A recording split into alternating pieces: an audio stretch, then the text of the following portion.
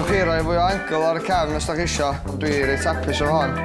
Amser cael bach o hael wan, dwi'n meddwl.